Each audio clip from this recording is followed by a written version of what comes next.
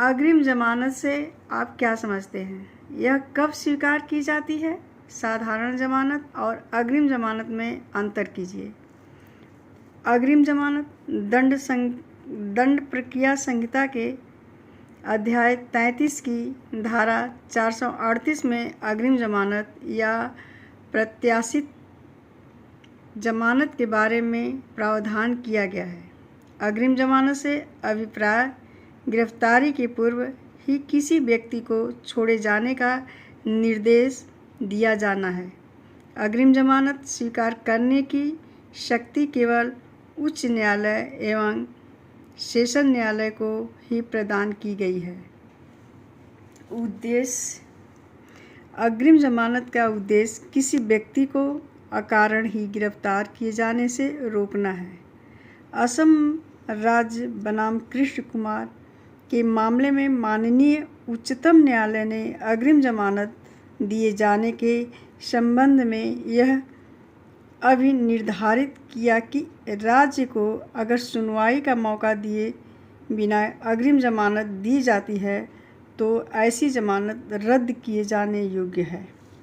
धारा 438 के प्रावधान: जब किसी व्यक्ति को यह विश्वास करने का कारण है कि हो सकता है कि उसे किसी अजमानती अपराध के अभियोग में गिरफ्तार किया जाए तो वह इस धारा के अधीन निर्देश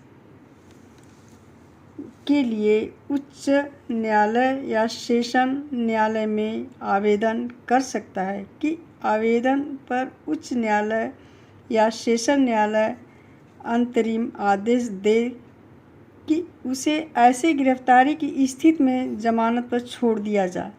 उच्च न्यायालय या सेशन न्यायालय आवेदन को अस्वीकार भी कर सकते हैं। उच्च न्यायालय आवेदन अस्वीकार करते समय या अंतरिम आदेश देने के पहले निम्नलिखित बातों पर भी ध्यान रखेगा।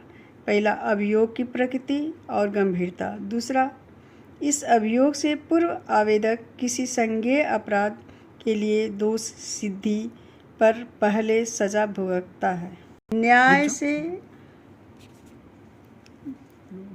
न्याय से भागने की आवेदक की संभावना। चौथा, क्या आवेदक को गिरफ्तार कराकर क्षति पहुंचाने या अपमान करने के उद्देश्य से अभियोग लगाया गया है।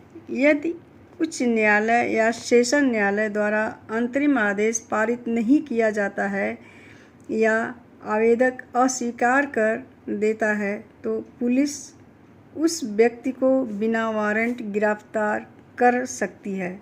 जहां उच्च न्यायालय या सेशन न्यायालय अंतरिम आदेश को मंजूर करता है वहां तत्काल इसकी सूचना 7 दिन के अंदर लोक अभियोजक और पुलिस अधीक्षक को देगा। शर्तें: धारा 438 उपधारा 2 उच्च न्यायालय तथा सेशन न्यायालय अग्रिम जमानत का निर्देश देते हुए निम्नलिखित शर्तें आरोपित कर सकती है। पहला, जब भी आवश्यक हो वह पुलिस अधिकारी के प्रश्नों का उत्तर देने के लिए उपलब्ध रहेगा। दूसरा, वह व्यक्ति उस मामले के तथ्यों से अवगत किसी व्यक्ति को न्यायालय या पुलिस अधिकारी के समक्ष ऐसे तथ्यों को प्रकट न करने के लिए उत्प्रेरणा, धमकी या वचन नहीं देगा। तीसरा, न्यायालय की अनुमति के बिना भारत से बाहर नहीं जाएगा।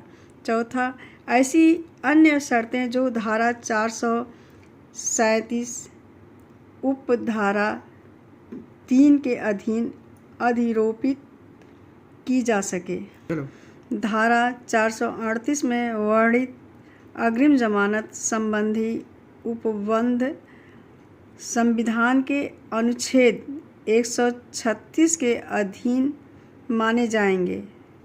सामान्यतः अग्रिम जमानत के संबंध में उच्च न्यायालय का आदेश अंतिम होता है, अतः सुप्रीम कोर्ट अनुच्छेद 136 के अधीन हस्तक्षेप नहीं करेगा। परंतु यदि सेशन न्यायालय ने असंगत और बाह्य आधारों पर जमानत मंजूर की है तथा हाई कोर्ट ने उसे रद्द करने से इनकार कर दिया हो तो न्याय हित में उच्चतम न्यायालय हस्तक्षेप करके ऐसी जमानत रद्द कर सकता है। सुधीर कुमार बनाम महाराष्ट्र राज्य 2015 के बाद में अब निर्धारित हुआ कि जो न्यायालय अग्रिम जमानत प्रदान करता है वह नए तथ्यों की जानकारी पर उसे निरस्त भी कर सकता है।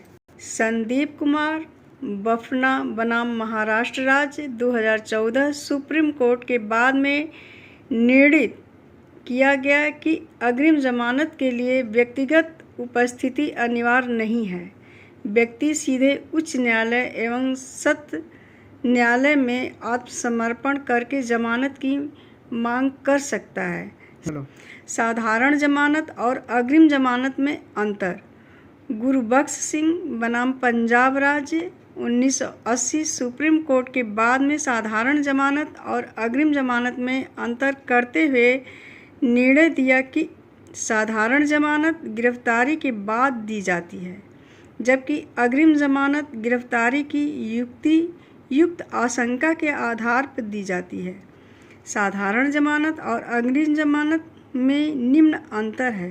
पहला, साधारण जमानत के मामले में अभियुक्त पर किसी अपराध का अभियोग होता है, जबकि अग्रिम जमानत में अजमानती अपराध के अभियोग में गिरफ्तार किए जाने की आशंका होती है। दूसरा, साधारण जमानत में लोक अभियोजक को सूचना देना आवश्यक नहीं है, जबकि अग्रिम जमानत में लोक अभियोजक तथा पुलिस अधीक्षक को सूचना दिया जाना आवश्यक है।